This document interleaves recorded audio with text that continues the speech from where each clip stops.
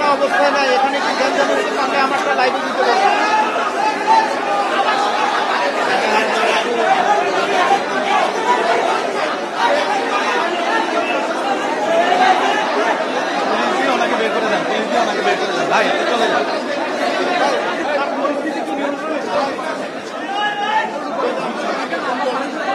আমরা দেখতে পাচ্ছি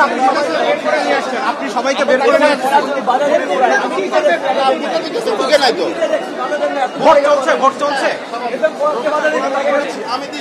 উনি হচ্ছে একজন প্রার্থী সেন্ট্রালে হয়তো মেবি উনি হচ্ছে এখনো ভোট শেষ হয় না ভোটের সময় 4টা থেকে 4টা পর্যন্ত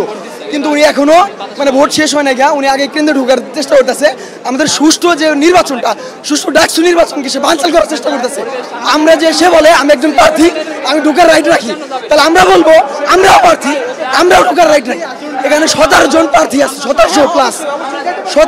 প্রার্থী যদি কেন্দ্রে যায় কিভাবে তারা হচ্ছে ভিতরের লোক কাজ করবে তাদের স্বাভাবিক কার্যক্রম পরিচালনা করবো তো আমরা চাচ্ছি না কোনোভাবে এই সুষ্ঠু নির্বাচনটাকে কোনো একটা সংগঠন কোনো একটা ব্যক্তি বানচাল করুক এর জন্য আমরা প্রতিক্রিয়াবদ্ধ আমরা ডাকসুকে এইবারে আদর্শ একটা ডাকসু হিসেবে উপহার দিতে চাই ঢাকা বিশ্ববিদ্যালয়ের শিক্ষার্থীদের কাছে এটাই আমাদের দাবি এর জন্য আমরা যা করতে হয় আমরা করে যাবো ইনশাআল্লাহ ধন্যবাদ সে ভোট দেওয়ার আবার কিভাবে সে বুথে কিভাবে যায় আমাদের স্যাররা সিকিউরিটি মেনটেন করতে পারতেছে না তারা এখন দুপুরে লাঞ্চের কারণে হয়তো ব্রেক দিচ্ছে কিন্তু তারা তো সিকিউরিটি মেনটেন করবে তো তাই না একজন ভোটার সে কি আবার দ্বিতীয়বার বুথে কিভাবে ঢোকে তাই না এত সহজ কথা এটা না এটার জন্য অবশ্যই প্রশাসনকে দায়ী হতে হবে এখন দুপুরের সময় ভোটার কম সে কোন মানে একজন ভোটার তো ঢুকলে এদিকে ঢুকবে সে 3-4 জনে ঢুকে যাচ্ছে কেউ থামায় নাই এখান থেকে চিল্লা থামানো হয়েছে প্রশাসন কি করতেছে এখানে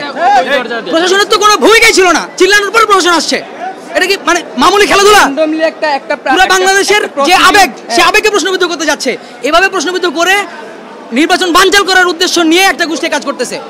প্রশাসনকে আরো সতর্ক হইতে হবে সচেতন হইতে হবে পোলিং এজেন্ট কমাই ফেলতে আমরা যে পরিমাণ পোলিং এজেন্ট দিছি সে পরিমাণ পোলিং এজেন্ট এখন ভিতরে নাই বের করে দেওয়া হয়েছে আগে যে না বেশি হয়ে গেছে পোলিং এজেন্ট কম আছে ভিতরে একজন ভোটার ঢুকার পরে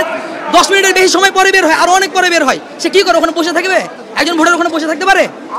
এই যে পাতটা আছে ভোটার বুথ থেকে বের হওয়ার পরে জমা দেওয়া